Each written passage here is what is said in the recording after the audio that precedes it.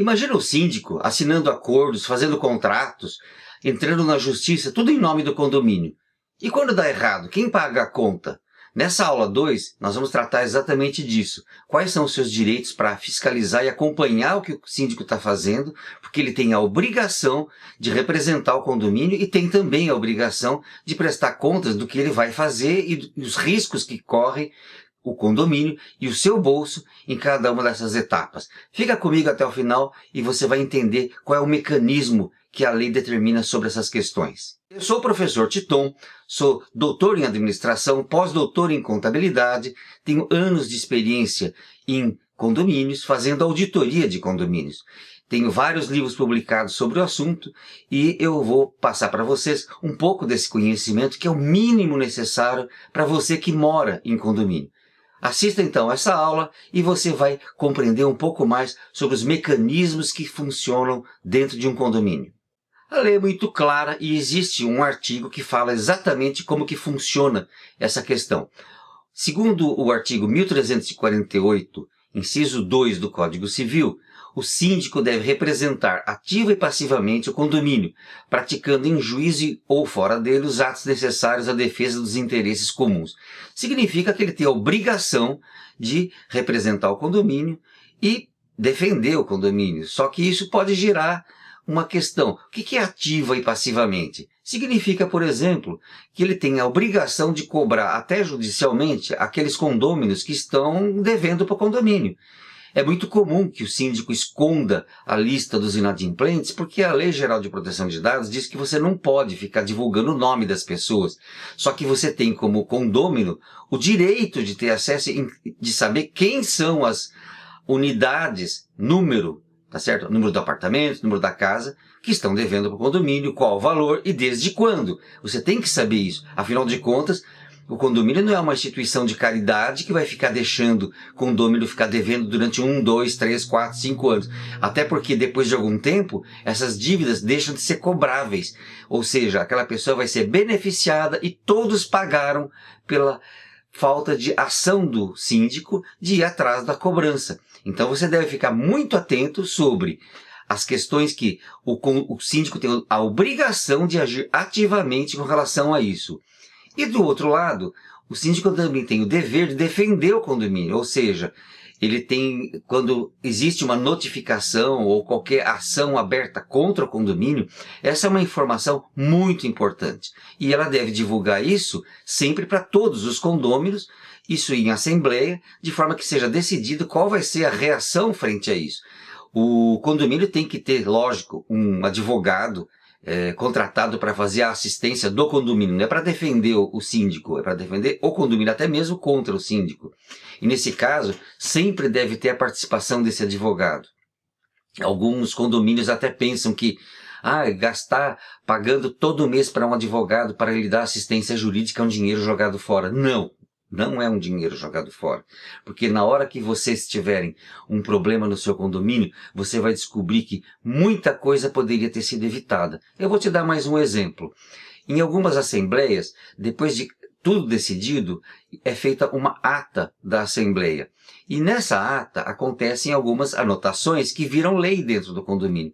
E as pessoas normalmente não leem a ata para ver se o que está escrito lá foi realmente o que aconteceu. É para isso que serve um advogado, para ter certeza, tá certo? Para ter o aval de que a ata registrou o que realmente foi votado. Eu já peguei casos em que apareceu na ata uma decisão em que não tinha sido nem mesmo apresentada, tinha sido só conversada, mas não teve uma votação, mas ficou registrado na ata que houve aprovação de tal coisa ou tal outra coisa. Nesse caso eu estou falando especificamente de uma ação que deveria ter sido movida pelo condomínio, mas que teoricamente ficou anotado que não precisaria abrir uma ação com relação àquilo. As coisas não são desse jeito, a gente tem que tomar atitude e tem que ter a nossa posição de acompanhar a ata e cobrar do síndico quando ele tem que se defender, quando tem que comunicar para a Assembleia tudo o que está acontecendo em termos judiciais e quando que ele está representando o condomínio. Mesmo esses acordos que acontecem tanto com condôminos inadimplentes, com como também com empresas que prestam serviços para o condomínio. Esses acordos precisam ser comunicados para a Assembleia, especialmente quando nós estamos falando de um prejuízo para o condomínio, um desconto, um abatimento. Isso não existe sem aprovação da Assembleia. O dinheiro não é dele, ele não pode fazer esse tipo de coisa. Outro tipo de situação que acontece em muitos condomínios é quando o síndico resolve contratar amigos, parentes e até esposa, filhos para fazer serviços para o condomínio. Isso não é uma coisa, vamos dizer assim, transparente, ou pelo menos não é uma coisa ética ele fazer isso. Então eu entendo que quando você deixa que o síndico faça qualquer acordo, qualquer contrato, sem ter uma fiscalização, você deveria pegar e falar, escuta, você está dando preferência para um e preferência para outro, você deve trazer. Eu tenho um caso em que o síndico realmente chegou, apresentou lá 3 empresas e depois, na minha auditoria do condomínio, eu descobri que das 3 empresas ele queria que fosse uma.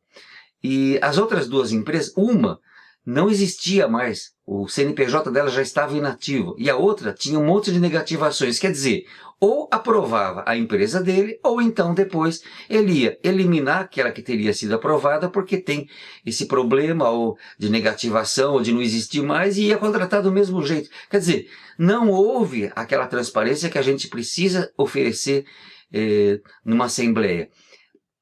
Nesse caso, eu estou entrando agora, é um caso real, eu estou entrando agora com um diagnóstico, que é um dos serviços que eu faço, que é o diagnóstico do condomínio, e vou apontar que realmente ali aconteceu algo de errado que não está certo, como dizem por aí, né? E agora vamos ver o que você pode fazer. É muito simples. Você é condômino, você é proprietário, você é dono, então você tem o direito de pedir todos os relatórios, todos os contratos. Ah, mas eu não estaria agredindo ou ofendendo o síndico quando eu peço uma cópia de contrato? Ao contrário, é obrigação dele ter a transparência, e isso não é um favor que ele está fazendo para você. É uma obrigação que ele tem de manter sempre a prestação de contas para todos. O acesso durante o ano, eles falam, não, é só na prestação de contas. Não, senhor, você tem o direito de acompanhar todo o ano tudo o que você achar que é razoável. Você pode pedir por escrito para ele, ou você pode ter acesso a esses contratos. Não há nada que impeça que você peça isso. Você não vai estar dando um voto de desconfiança ao pedir isso. Ao contrário, você está fazendo o exercício do seu direito de saber o que está acontecendo no seu condomínio. Então, quando você pede para ele cópia de contrato, os orçamentos que ele fez, esse tipo de coisa, você não está abusando do seu poder de condômino. Ao contrário, você está exercendo o seu direito. Uma coisa interessante que eu preciso falar é o seguinte, não existe obrigação de entregar 3 orçamentos para a contratação de um serviço. Isso é apenas uma determinação do costume para que você demonstre, né, como síndico, né, que está prestando um bom serviço e que fez vários orçamentos. Em alguns casos não existe até 3 orçamentos porque só tem uma empresa por perto que faça o serviço. Isso existe. Mas o que é ruim é você não ter orçamentos que não sejam também dignos, quer dizer, você pegar de mais empresas, não precisam ser 3 orçamentos. Então, por exemplo, existe o Conselho Fiscal que pode também ele tomar orçamentos, desde que o síndico tenha avisado que vai precisar fazer uma obra e já está buscando orçamentos. Quer dizer, esse é o jeito bacana, cordial e profissional de fazer. O síndico toma seus orçamentos, pede também que os conselheiros ou até mesmo condôminos façam mais orçamentos, para que a gente tenha uma base de comparação de preço e qualidade. Um detalhe importante, quando for feito essa tomada de preços, sempre descreva completamente, sabe? Descreva a especificação correta do que está sendo pedido.